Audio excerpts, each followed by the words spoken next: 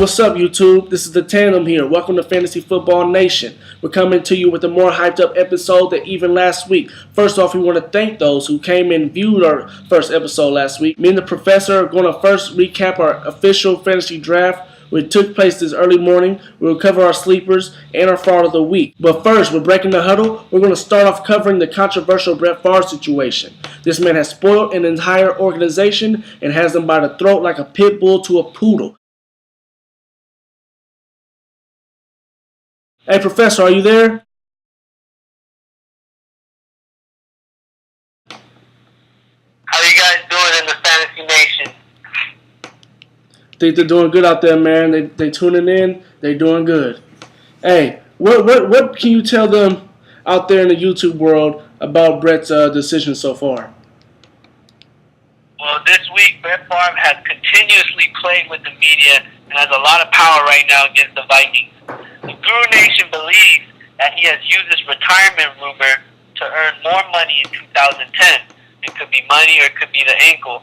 He's due for a base salary of $13 million this season and has made no real decision yet. What do you know about these text messages, though, Monk?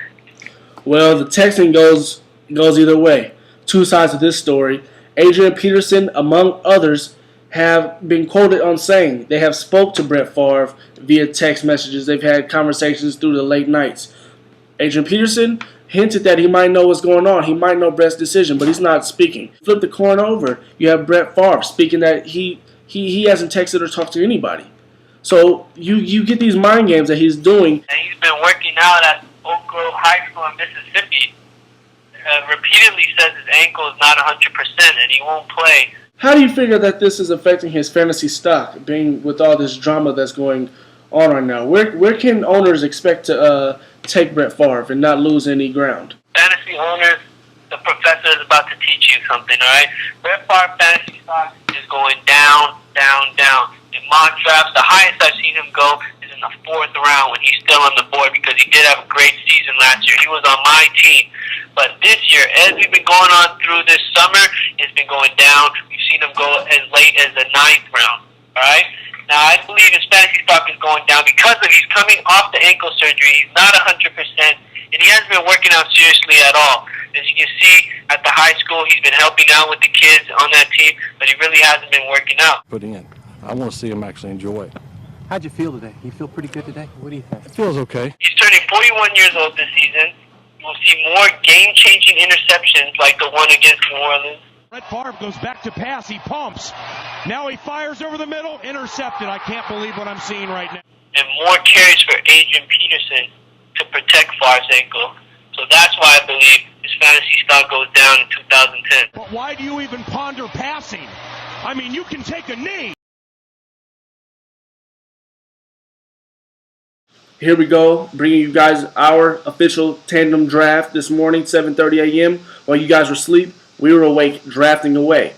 Professor, let's start it off with you. How do you feel about your draft this morning? How do you feel it turned out?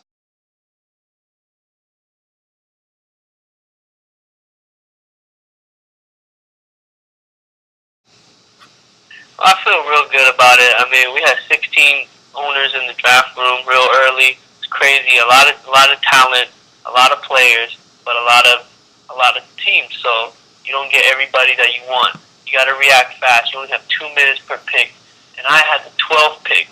I saw a lot of running backs go before me, so I figured, you know what? I can either go Aaron Rodgers or I can go with the best player available, who was Randy Moss. BPA. So I went with him first round, and I figured he had 83 catches, 1,200 yards, 30 touchdowns.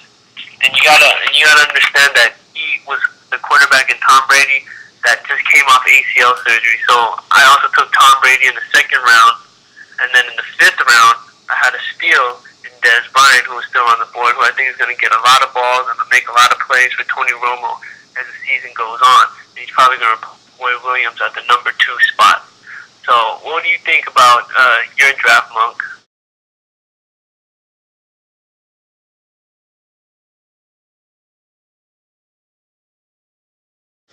Well, first of all, let me credit you on how you dealt with the running back rush. You know, BPA, best player available. We've been telling you guys about that. And as you see, he took Moss and was able to tandem him up with Tom Brady, one of the most elite quarterbacks in the league, who seems to be getting slept on. I don't know why.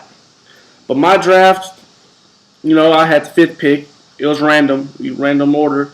Adrian Peterson, our number 2 running back overall, fell to me at 5. That was a no-brainer. I had to take him. Runs strong, runs hard. He's going to get some points. 2nd round, Tony Romo fell to me. He's not the most flashiest quarterback in the league, but he gets his job done. I want to tell you guys about this other quarterback I got in the 4th round. I may have reached for him, but the gap between picks were about 20 to 25. So I had to pick him up. Carson Palmer, CP9 himself. Now, he has a few toys. The Bengals are looking real good in training camp right now. 2 elite quarterbacks in your bullpen. You can't go wrong with that, as we've been telling you guys as the Guru Nation. When you have 2 elite quarterbacks win games. They score the most points, So I had to take him. So I have 2 good quarterbacks in my bullpen. Switch them out either week. Hey, so I really like that too, man. I like how you got Carson Palmer early, but a lot of people didn't have quarterbacks yet, so they could have took him. So even though you reached a little bit, you feel the need, because it's always good to have 2 solid guys. I had Brady and Favre last year, and what's going to happen is you can switch them out depending on matchups, depending on defenses they're facing, and you have more options. You feel more comfortable. Now, I had looked at my draft, and I needed a diamond in the rough, or a sleeper, you could say. And I was in a running back. So what I did was I went Jerome Harrison in the 7th round. A lot of guys were taking off, but I realized that I had a sleeper in Montario Hardesty from Tennessee, who's now in Cleveland, the rookie running back, who I think is going to open a lot of eyes.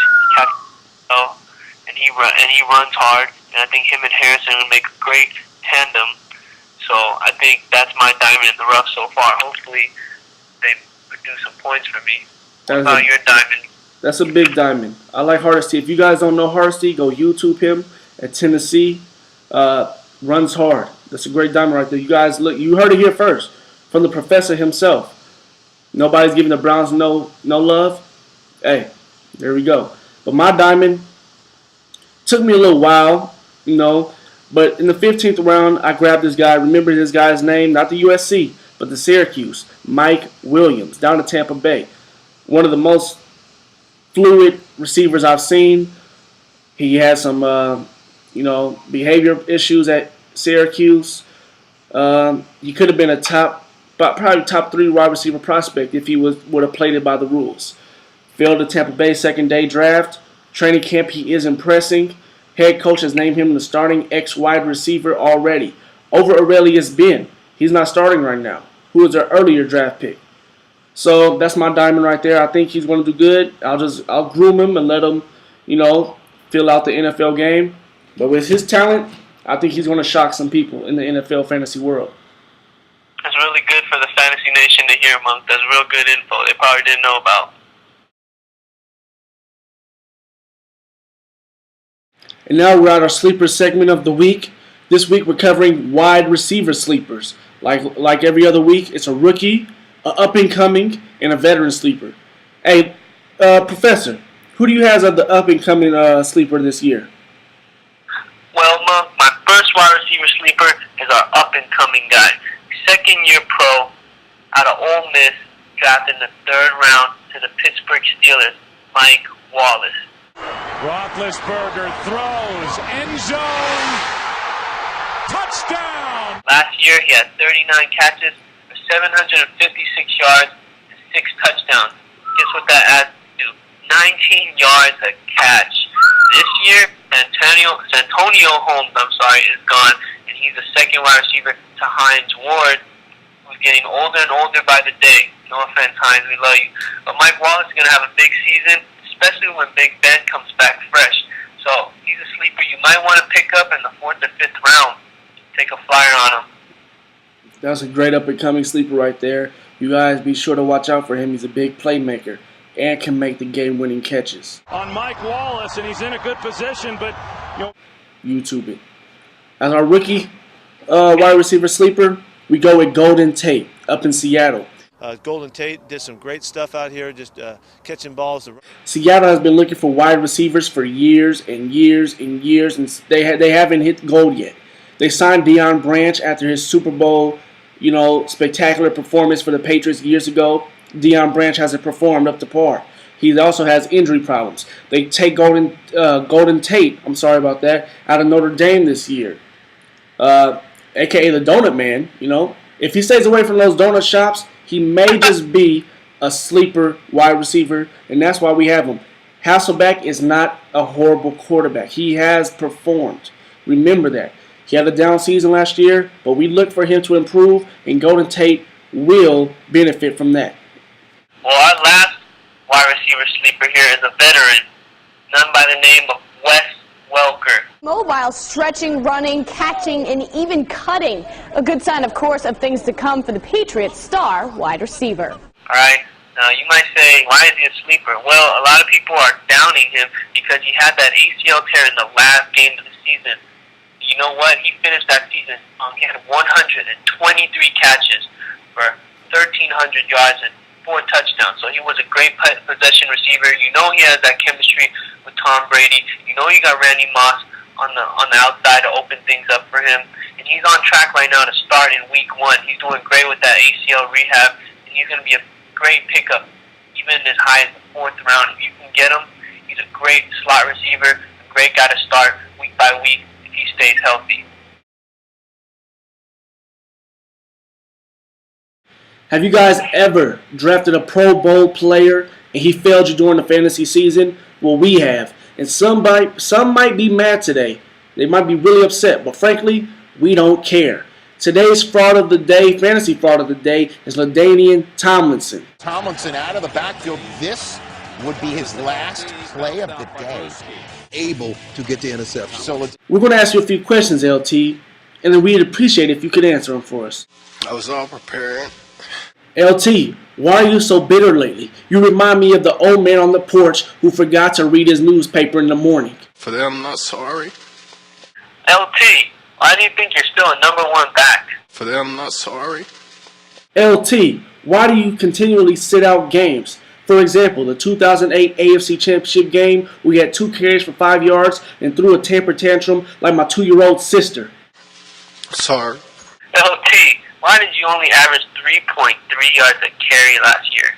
I've always wore my emotions on my sleeve. Hey, LT, why at last year's end of the season, you blamed your offensive line for your lack of production? LT, why did they replace you on 3rd downs with a running back who's 5'6", but better than you? Hey, LT, why are you looking so slow in Jets camp? My grandmother in a wheelchair can get through those holes faster than you right now. It's funny. LT, do you want to bet that Sean Green gets 90% of the goal line carries? No, thank you. LT, for 3 consecutive years, your production has gone down. Why is that? Emotions. And finally, LT, why should the Fantasy Nation even draft you? Why? Why? And at this time, I pretty much thank you, everybody. T, the Guru Nation has spoken. You have officially been stamped the fantasy football fraud of the day, because the tandem says so. And in closing, we want to give a quick shout out to all the fantasy owners that's spending time with us and watching us right now, being gurufied, because we all know you need it. And we want to know, do you agree with our fraud of the day? And if not, leave comment section below, leave your fraud of the day, because we want to know how you think. And we expect to see you guys next week for another gurufied episode. The professor has spoken. And the monk has enlightened. May the Guru Nation be with you. Peace out! Well, you better get ready. Bow to the masters. Break it down!